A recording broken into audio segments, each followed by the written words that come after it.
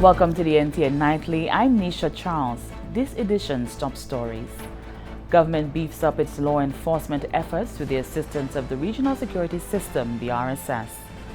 The island's road network continues to receive attention as the Road Improvement and Maintenance Program moves full steam ahead. A week-long training exercise focuses on vulnerable marine habitats, all that plus the latest in youth development and sports. The government of St. Lucia is beefing up its law enforcement efforts as it seeks to fulfill its promise of reducing serious crimes by 45%. With the help of the Regional Security Systems, the RSS, through the 10th European Development Fund, the EDF, St. Lucia will receive a significant amount of CSI items for law enforcement. The handover ceremony took place on Wednesday. Lucia Antoine reports. The Regional Security System RSS headquarters, through the 10th European Development Fund EDF, has procured much-needed crime scene investigations equipment for member territories of the organization, inclusive of a significant amount of CSI items for law enforcement in St. Lucia. The contribution of items will be given to the Scenes of Crime Office with the objective of improving in the areas of crime scene handling, collection of evidence practices, and the overall increase in the detection of crimes. Milton Daisy, Acting Commissioner of Police, noted that the equipment will undoubtedly assist the Royal St. Lucia Police Force in its crime-fighting initiatives. The need for contemporary crime-fighting effort is not negotiable, as there is a need to enhance our investigative skills and process crime scenes effectively.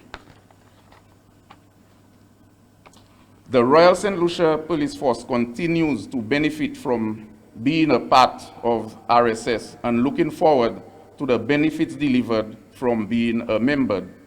These equipments will not be taken for granted and will undoubtedly assist investigators and scenes of crime officers, which range from vehicular accidents to homicides during the investigations. One of the objectives of the program is to increase capacity building of the officers, predominantly through skills development.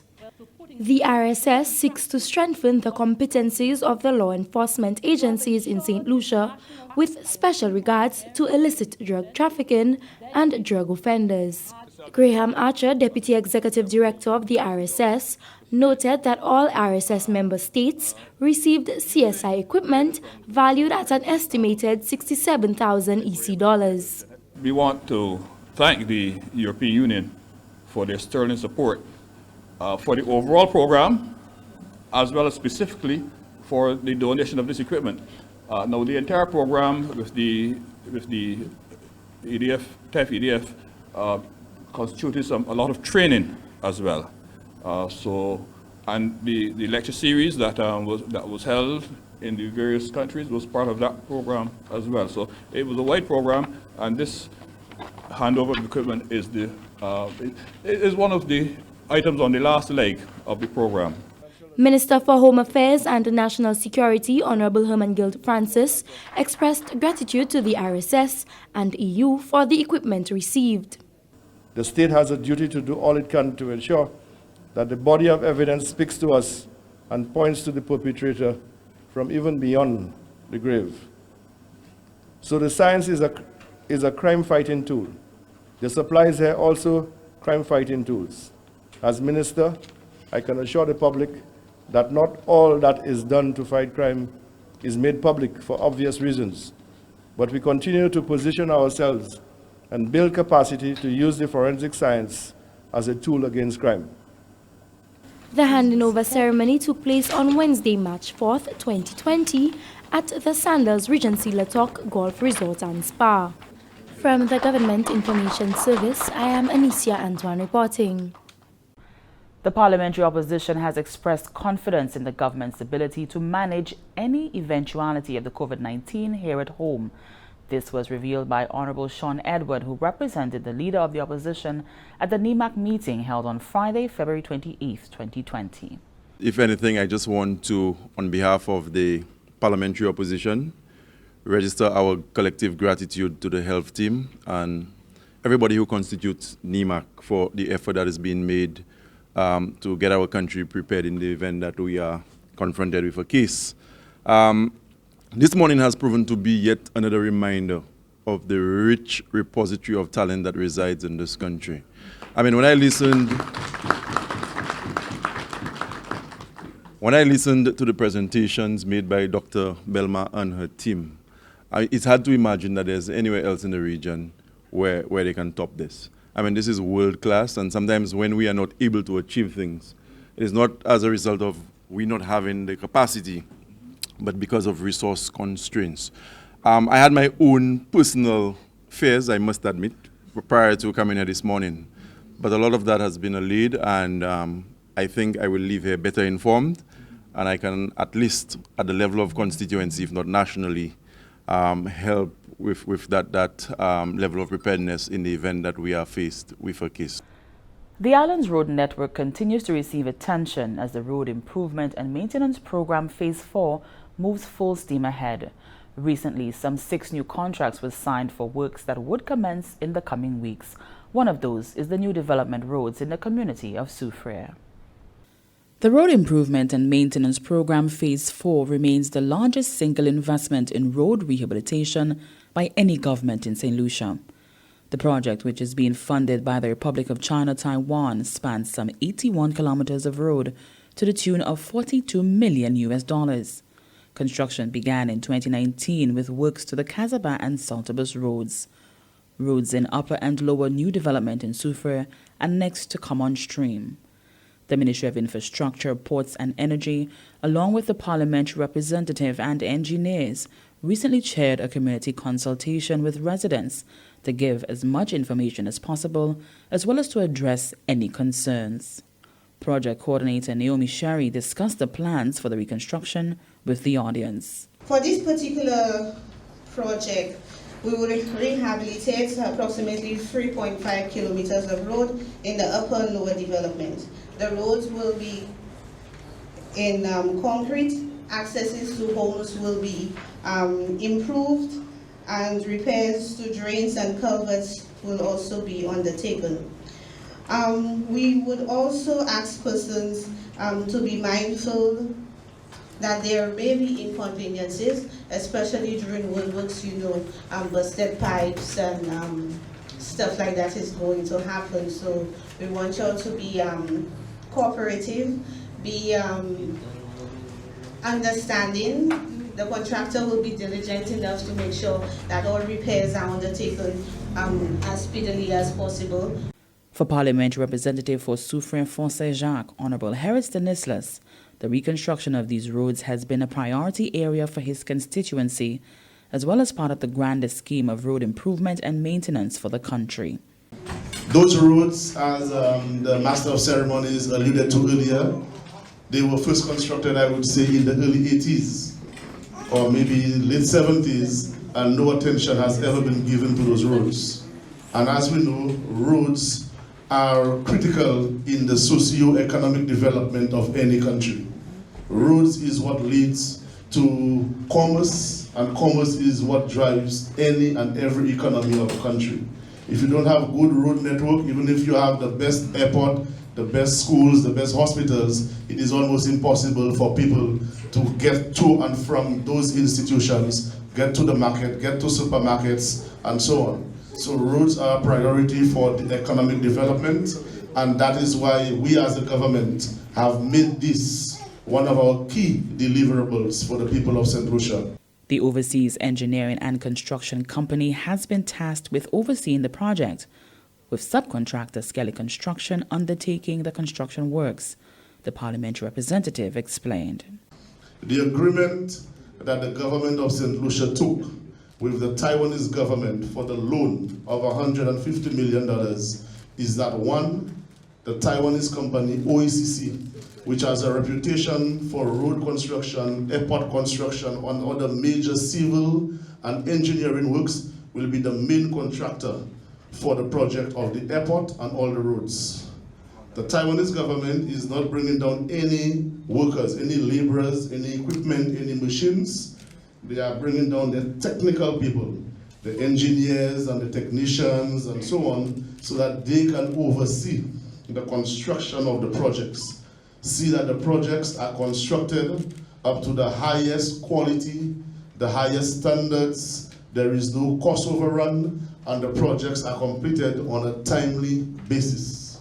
It is hoped that the project will be complete within 6 months.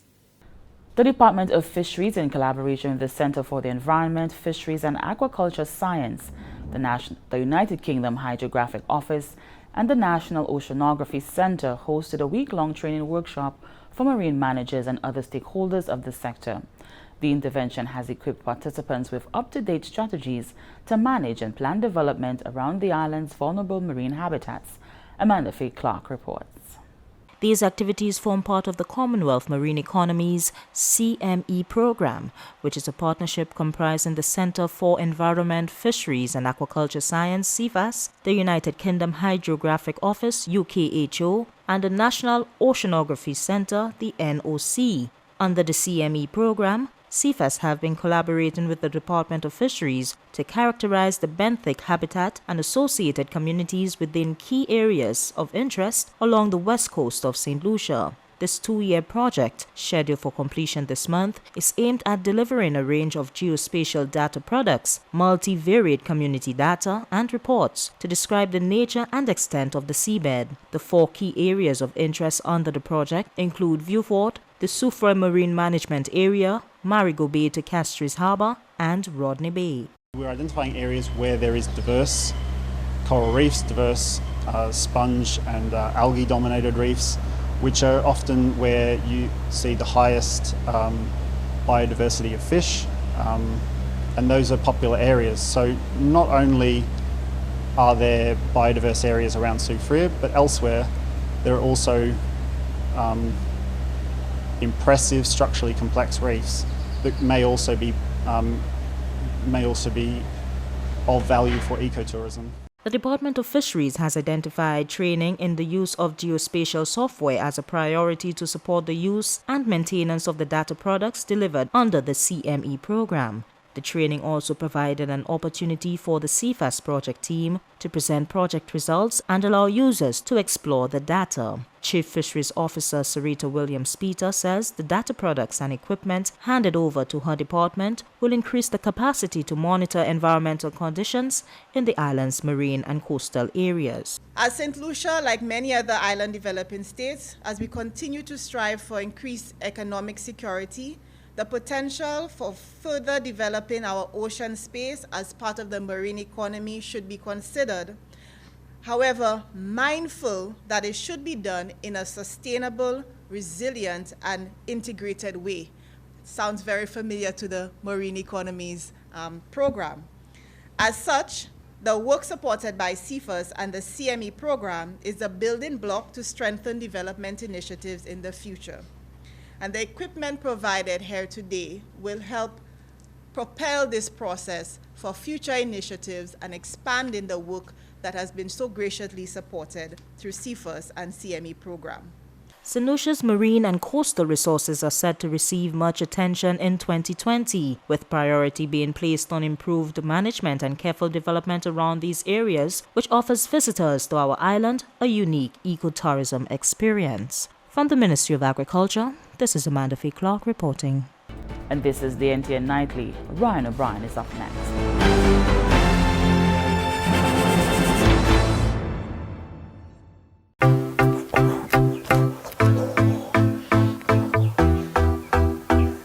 You think you're invincible?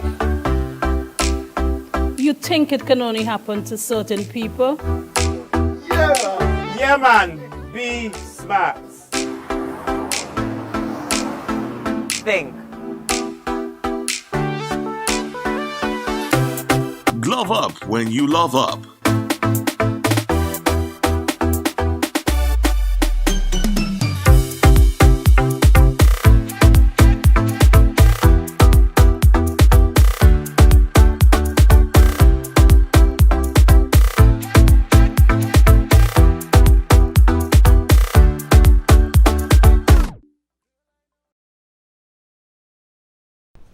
Welcome back. We join Ryan O'Brien for the latest happenings in youth development and sports. Thanks, Nisha. Welcome everyone to your update from the Ministry of Youth Development and Sports on the NTN Nightly News. I'm Ryan O'Brien. In the schools, volleyball continued Wednesday with victories for Soufrière Comprehensive Secondary and the St. Joseph's Convent. Soufrière Comprehensive were 2-1 winners over Castries Comprehensive, 16-25, 26-14, 15-8. St. Joseph's Convent, on the other hand, had a blowout over the Leon Hess Comprehensive 2-love, 25-love, 25-love. 2 matches were scheduled for Thursday in the male category.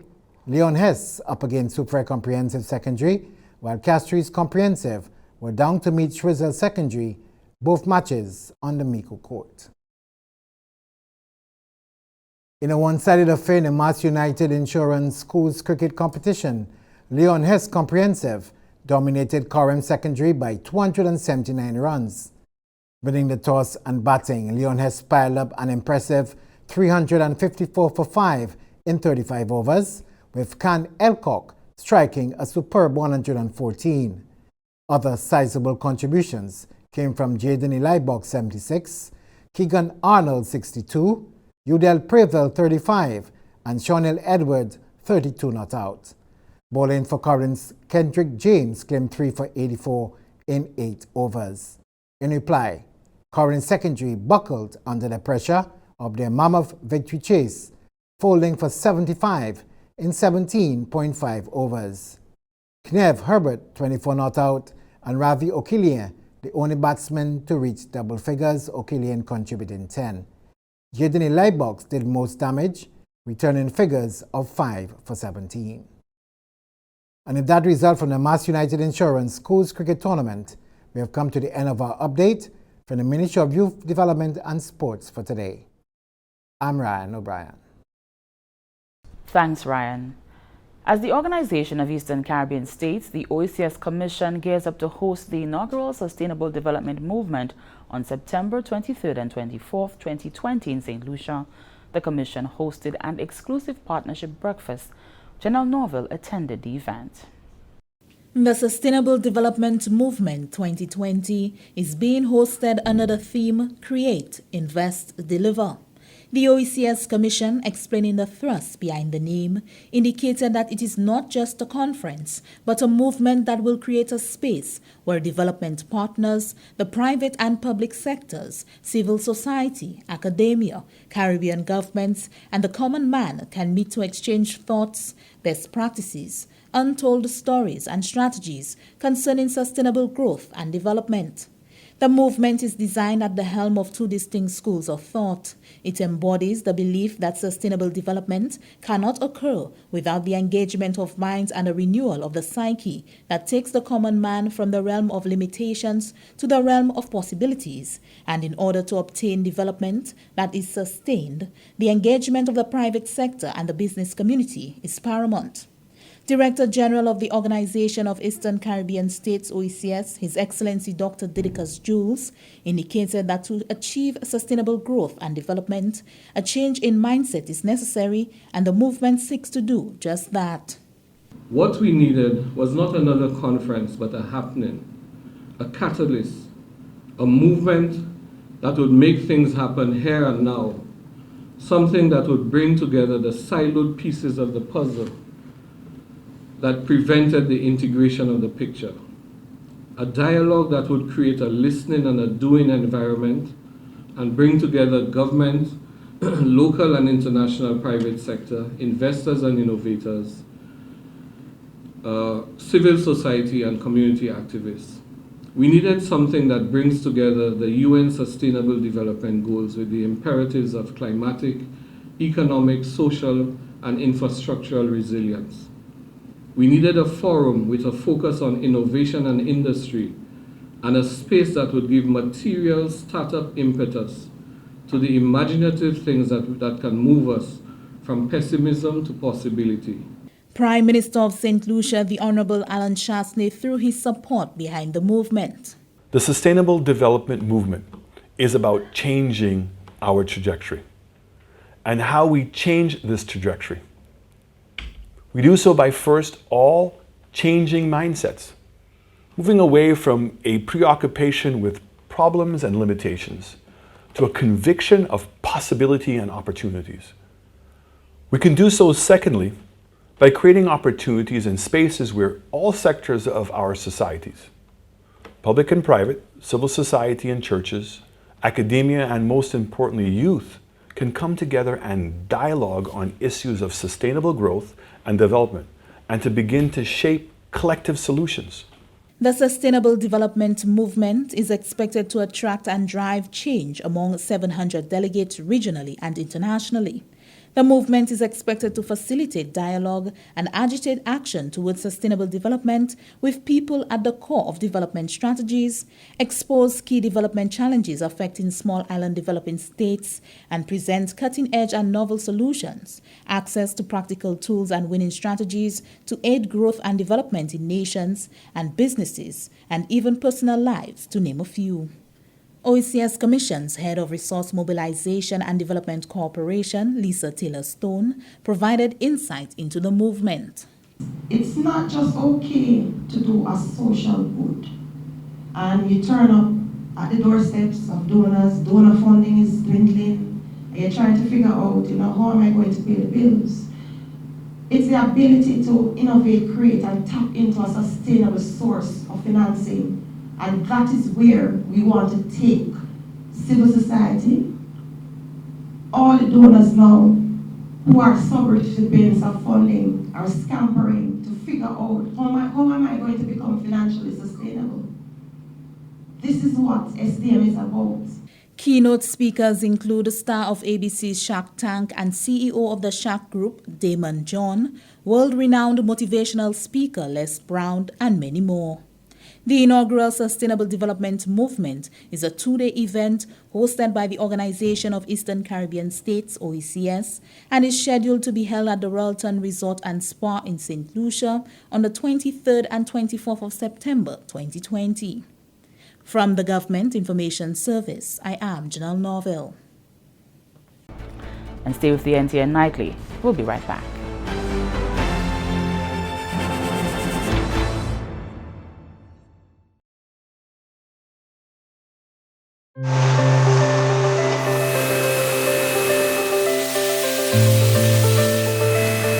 The St. Lucia Standard Mark is a mark of excellence. It can be applied to goods produced in St. Lucia. The island's largest bottling water companies carry the St. Lucia Standard Mark, indicating that they meet the national standard for packaged water, SLNS 29/2006. The standard for prepackaged water specifies the requirements for the purity, treatment, bacteriological acceptability, packaging and labeling of all bottled water that is prepackaged for sale and used as beverages or in foods. The standard for prepackaged water should be used in conjunction with the Code of Hygiene Practice for the collecting, processing, and marketing of packaged water, SLCP 4/2003. This message is brought to you by the Commonwealth Standards Network. Welcome back. And here's a look at what's happening to us weather-wise. Fair skies becoming cloudy at times with a few scattered showers. The Atlantic high-pressure system will continue to generate moderate to brisk easterly winds across the eastern Caribbean region for the next few days.